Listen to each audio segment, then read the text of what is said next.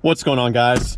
I've got here a 2008 Nissan Altima, and I'm using this car to point out to you the location of the two fuses for the horn, as well as the location of the horn relay. So to begin, I'm just going to briefly mention the way the horn works. When you actually press the horn, you're activating a switch. The switch communicates with the body control module through an electrical connector called the clock spring. That's actually located in the steering wheel here.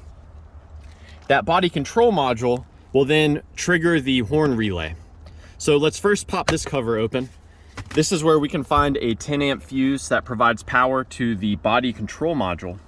Now there is a fuse puller that you can use right here, as well as some spare fuses on the far left-hand side of this fuse assembly. Now the fuse that we're gonna check in here, the 10 amp fuse, is in position number 10, and I'll go ahead and pull it out for you here. So it is right up in here.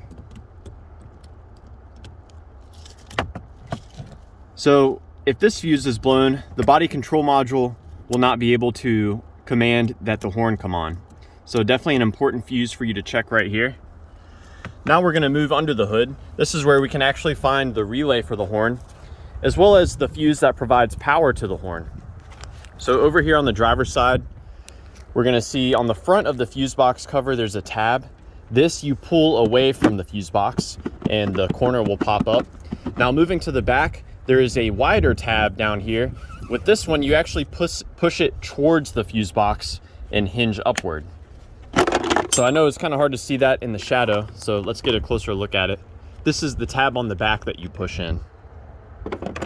Now the fuse that provides power to the horn is a 15 amp fuse located right here. Go and pull that out here. So this is a very important fuse for you to check. The horn is not going to work if that is blown. Now the horn relay itself is this relay right here.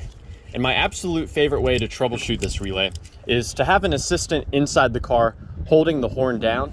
While they're doing that, I'll actually come here and I'll start tapping on that relay. Sometimes relays can get stuck, and by tapping on the relay or even wiggling the relay around, you can sometimes get it to start working again. Now, should you want to remove this relay for some additional testing, it's going to be very hard to remove.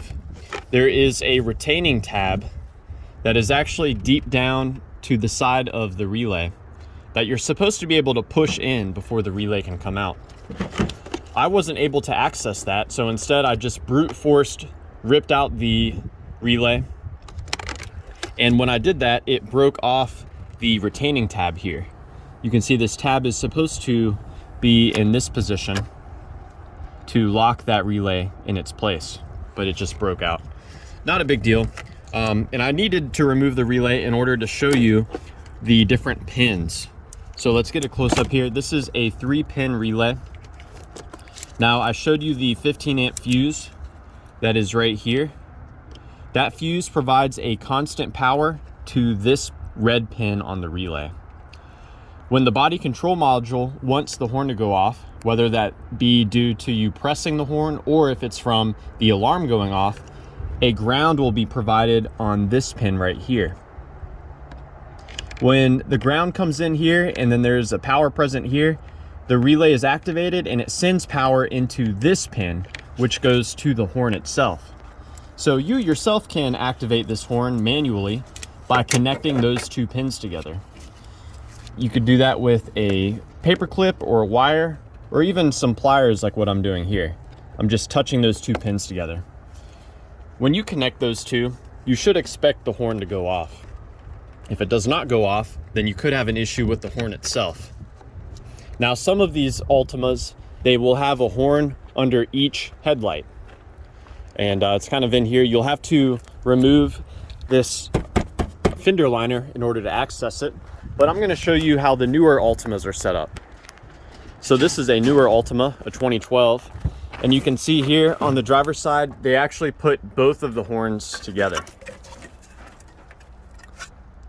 So yeah, I hope that this information was helpful for you. Please let me know if you have any questions or any advice. And thanks for watching.